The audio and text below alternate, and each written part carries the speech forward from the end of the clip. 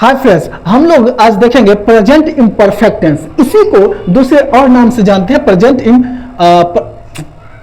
आज हम लोग पढ़ने वाले प्रेजेंट इम्परफेक्ट टेंस। इसको और भी दो नाम से जानते हैं, प्रेजेंट प्रोग्रेसिव टेंस और प्रेजेंट कंटिन्यूअस टेंस। ठीक है, देखो ये जो टेंस होता है इसको हम पहचानते कैसे है इस तरह के वाक्य को, तो उसके वाक्य के क्रिया के अंत में क्या रहता है, रहा हूं, रहे हो, रहे हैं, रहा है, ये सब लगा रहता है, तो हम समझते हैं कि ये प्रेजेंट परफेक्ट टेंस है। अब देखो, जब हम पहचान जाते हैं कि ये प्रेजेंट परफेक्ट टेंस है, तो इसको हम बनाएंगे कैसे, इसका स्ट्रक्चर है, सबसे पहले सब्जेक्ट लिखेंगे और फिर इज एम आर, इस तीनों में से कोई एक क्या आएगा इज एम आर में से, तो वो सब्जेक्ट पे डिपेंड करेगा। ठीक है, और फिर वर्ब लिखेंगे और वर्ब के साथ आईएनजी लगा देंगे। जैसे अगर रीड आएगा वहां पे आर ई डी, रीड मतलब पढ़ना, तो हम रीड के साथ आईएनजी, तो रीडिंग हो जाएगा। ठीक है, तो ये ध्यान रखना।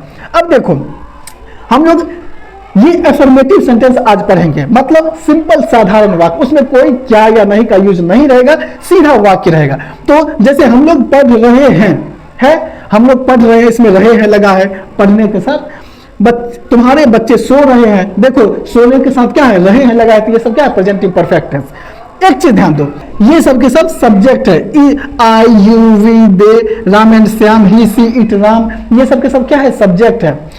ध्यान देना कि आई के साथ एम लगेगा, यू वी दे और कोई भी दो नाम रहेगा या ऐसा कोई शब्द जिससे दो या दो से अधिक का बोध होता है, जैसे बॉयज, गर्ल्स, तो इस सब के साथ क्या लगेगा, आर लगेगा।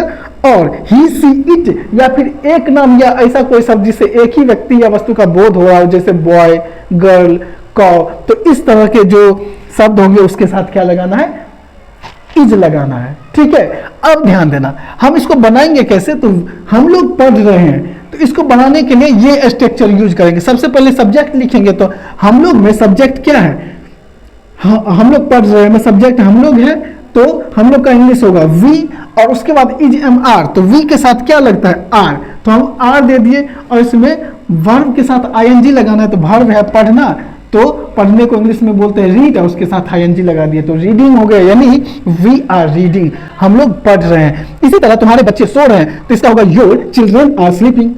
मेरा भाई गाना गा रहा है, तो my brother is singing a song, वह अगले सप्ताह दिल्ली जा रहा है, he is going to Delhi next week. एक चीज ध्यान देना, सबसे पहले सब्जेक्ट, उसके हिसाब से इजेएमआर का यूज करके फिर वर्ब के साथ आईएनजी लगाना है, और बाकी उसके बाद जो भी चीजें हो, कितना भी लंबा चौड़ा वाक्य हो, बाकी जो भी चीजें है उसको लिख देना है। ठीक है, वह कल आ रही है, तो इसीलिए सी इज कमिंग टुमारो।